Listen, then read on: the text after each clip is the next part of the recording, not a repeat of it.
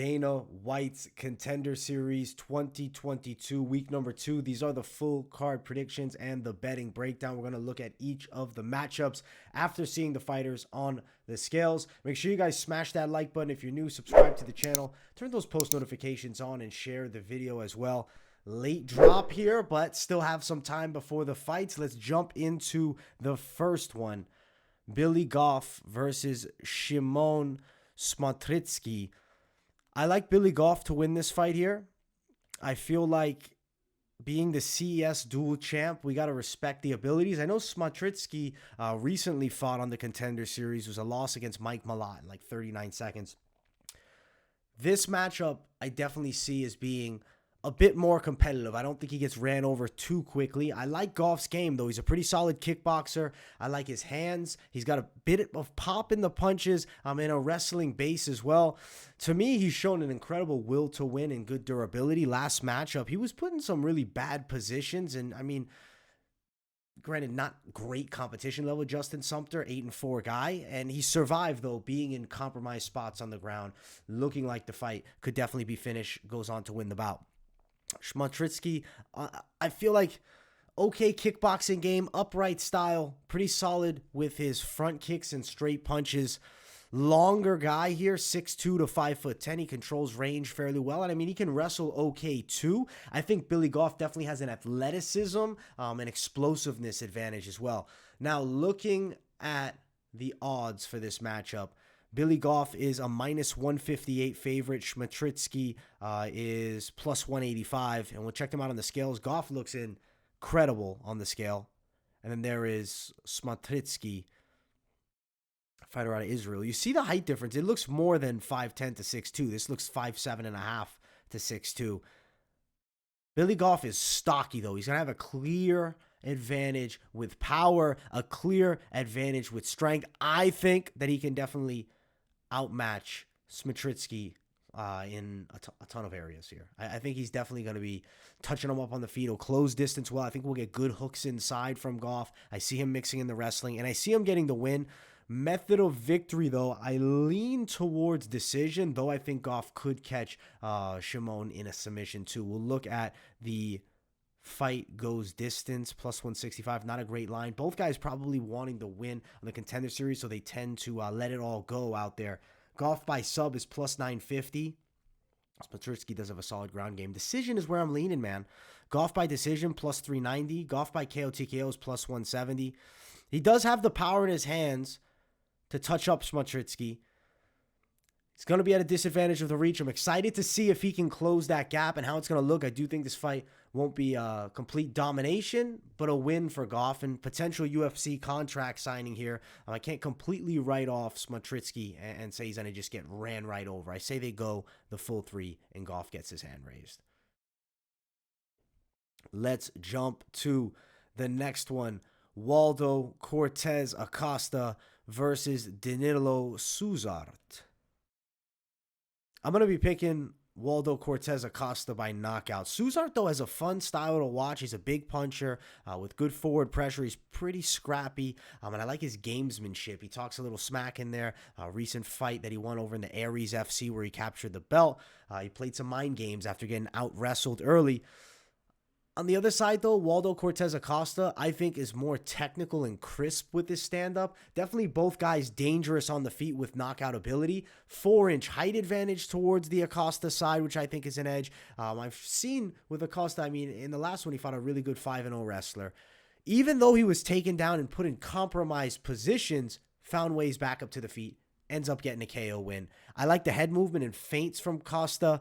I think he's going to touch up Danilo Souza here and knock him out in the second round, maybe the first, but I expect a good scrap, and this might be the most entertaining fight on the card. I like this heavyweight matchup a ton. We'll check the fighters out on the scales. There is Danilo Souza, and there is Waldo Cortez Acosta, and there's a face-off.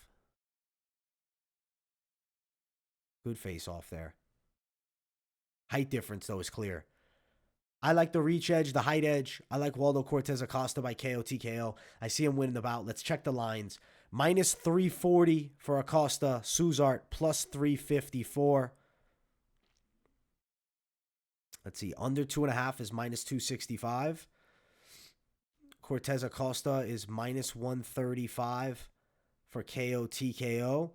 Not a great line there, but I do think he does get the win by KO TKO. Yeah, we're going to ride with Waldo Cortez Acosta. Excuse the sniffles here a bit, guys. Catching a mild fucking cold out here.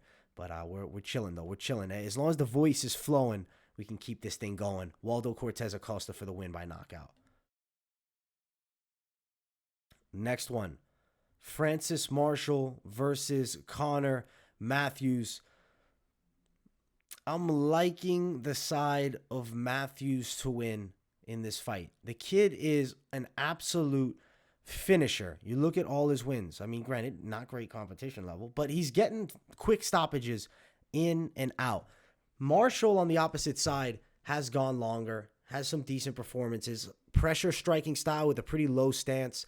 He has solid boxing and he keeps it pretty tight. He likes to keep his opponents at bay with these good boxing combinations. Matthews, decent striking game, super athletic, seems to have knockout power. The biggest problem is a lot of ifs surrounding him. I'm very curious to see what level of game he really can bring. I'm going to pick Matthews to win. I don't know if it's a little bit of that Massachusetts bias as well.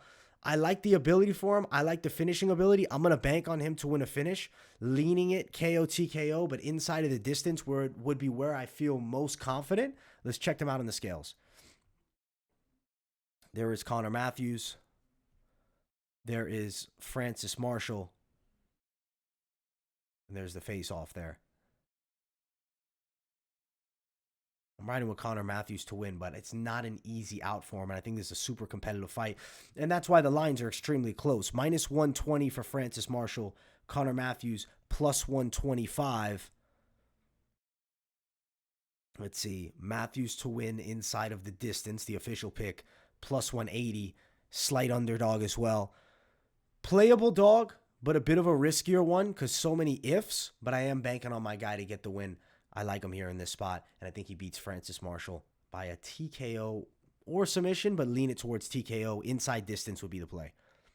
Co-main event, Shannon Ross versus Vincent Salvador.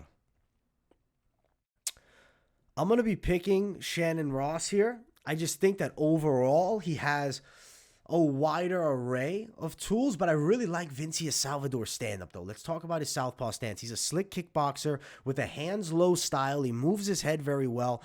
He relies on his head movement a lot, which I do think could put him in bad spots here against Ross, who's a pressure fighter, who has good wrestling, solid inside of the clinch, a very physically strong guy. Let's check them out on the scales, though. Look at the face-off here. There is Shannon Ross. There is Vincent Salvador, and there's a nose-to-nose face-off. I think if you look at the frames, right, the thinness of Salvador, and then you look at the thickness more towards the Shannon Ross side, especially in the torso. With wrestling, I see Shannon Ross having a clear advantage over Vincent Salvador. I think he's going to do good work in the wrestling department, and I think he beats Salvador. Probably, though, TKO. I'm going to lean it because Shannon Ross brings the heat. It's the Contender Series. Both guys wanting contracts. I think Salvador will get a bit reckless. I think Shannon Ross is going to look to put it on him, and I think Ross is getting those hands raised. Shannon Ross, KO TKO, beats Vincent Salvador. Let's look towards the odds. Ross is a big favorite, though. Minus 225. Salvador plus 230. Let's see. Ross inside distance is plus 175. I don't think that's a bad idea. Ross by KO TKO is plus 350 as well. I think inside distance, safer play, but Ross should get the win. I see him getting the hand raised and beating Vincent Salvador inside of the distance in what's going to be a fun fight in the co-main. Main event of the evening, Charlie Campbell versus Chris Duncan. Make sure you guys smash that like button if you haven't, and if you're new, subscribe. I got to ride with the Longo Weidman team. I got to ride with Charlie Campbell to win. I think he's going to fight well from range. I think he can hurt Chris Duncan here. Duncan's a pretty good kickboxer. He brings pressure. He has good hooks in the close range, nice calf kicks. He's a solid combination striker who hits with some power. Charlie Campbell on the other side, I think, is better from distance, though. I think he's faster. He's a light-footed striker. He impresses me more watching him. Comfortable out of both stances. Pretty good straight punches entering range and solid front kicks as well. I like Charlie Campbell's chances to win. I like the Cannibal. I'm actually leaning it towards knockout. Both guys are going to come out here to fight. I know Vyacheslav Borishev slept Chris Duncan on the Contender Series last year. Now gets another shot here. Fights Charlie Campbell. Both guys, I mean, fair experience. You look at the Bellator wins for Chris Duncan, and then you look at Bellator wins also on the side of Charlie Campbell. So these guys have fought at a solid level before and won fights. Granted, not the top line of Bellator, but still Bellator competition. I think Charlie Campbell's going to look impressive. I think the speed advantage is a big difference maker. Duncan, I think he's going to be outmatched in the striking department. I think he gets touched up. I think he gets hurt. I think he gets put down, and he gets put out. Let's check the face-offs out.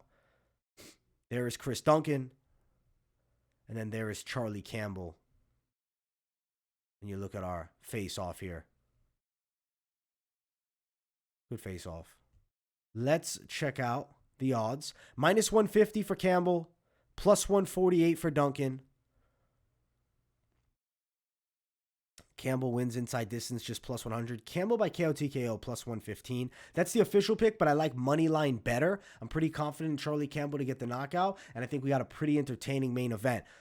Now, if you're looking at the card and you're wanting to parlay something up, where would I lean you? I would go Charlie Campbell, and I would also touch it up with Waldo, Cortez, Acosta. I have a pretty good feeling about both of these. If you had to bring the third piece in, I think Shannon Ross is a solid addition, though I also think Billy Goff wins. The Francis Marshall-Conor Matthews fight, a little bit riskier territory, though I am picking Matthews. It is a bit of a, if matchup because we've seen Matthews get so many quick finishes. How's he going to look if the fight's forced to go a bit longer? I think he has the tools, but thinking versus knowing, we're going to find out. Overall, pretty solid Contender Series card. I hope you guys enjoyed the breakdown, even though it is a little bit late in the evening. Apologize about the sniffles and the slight runny nose, but we're still bringing the heat as always. Make sure you guys smash that like button. If you're new to the channel, subscribe, turn those post notifications on, and share the video as well. Let me know in the comments what you guys think. If you don't have anything to say, but you just enjoy the content, drop a W in the chat to boost that algorithm, baby. Much love, my people, and I will see you all in the next one. Peace, everybody.